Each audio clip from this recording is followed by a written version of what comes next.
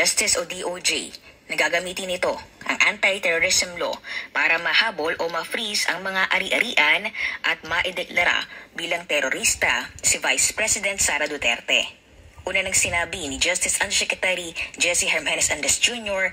na isa sa mga iniimbestigahan ng DOJ ay ang posibleng paglabag ni VP Sara sa Anti-Terror Act of 2020 o ATA dahil sa pagkausap sa isang tao na patayin ang Pangulo, ang First Lady at ang House Speaker sakaling siya ay mamatay. Niliwanag ni Andres na hindi ang layunin ng DOJ ay ma-designate na terorista ang Vice Presidente dahil ang ATA ay hindi lamang tumutukoy sa mga akto ng terorismo. Kasama po sa provision ng anti-terror law dyan, hindi lang po yung acts of terrorism, hindi lang po yung designation ng terrorist.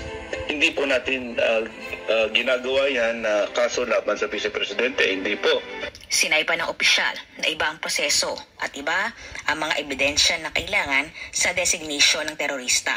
Ipinunto rin ni Andres na hindi kailangan na maitalaga na terorista ang isang tao para mapanagot sa ilalim ng anti-terror law dahil kabilang sa pinaparusahan sa nasabing batas ay ang panukala o paghimok na gumawa ng terorismo o pinsala sa buhay ng mga tao. Section 4 of the anti-terror law, anybody who engages or intends to cause death or serious bodily injury to any person in the context of causing destabilization or sowing fear, yan po yung tinatawag natin na acts of terrorism. And any attempt to or proposal to commit these acts is already punishable. Maaari rin anya maparusahan sa ilalim ng ATA ang simpleng pagkipagsabuatan ng dalawang tao para ilagay sa panganib ang buhay ng ibang tao.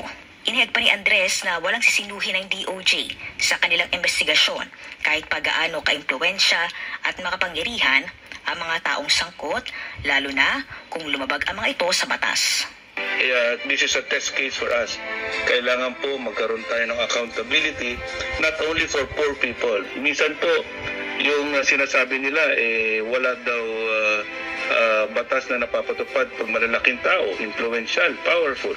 But now, this is a situation where we have to show that the rule of law applies to everyone and no one is above the law. Booking kayo. Ayan na. Mismo na si GC Andres na sa DOJ nagsasabi na hindi maideklarang terorista si VP Sara. Kung sino man yung gustong nanggigipit kay Sara na kinakasuhan siya na i-declare na terorista siya dahil ang plano nila, gusto nilang gipitin si Sara. Gipitin yung AMLAC, sinasabi na ni Sara yun kanina sa press con niya Gipitin yung mga property, gipitin yung bank account niya, ipip-freeze nila. Yun ang gusto nila na kinakasuhan kuno nila si Sara ng Anti-Terrorism Act. Paano maging ma-terrorism yun si Sara? Sa pagsasabi niyang papatayin niya kapag pinatay siya. Paano na punta sa terrorism? Kung di ba mabubo?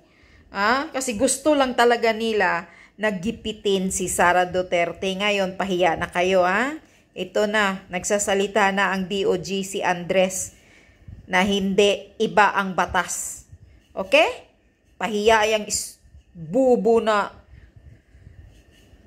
tarantadong gumagawa ng kaso na kakasuhan si Sara ng Anti-Terrorism Act niya sa pagsasabi lang na patayin si Bangag. Hindi ba kayong mga bobo? Sabi pa ni Sara, abogado ako. Alam ko kung ano ang actionable or hindi.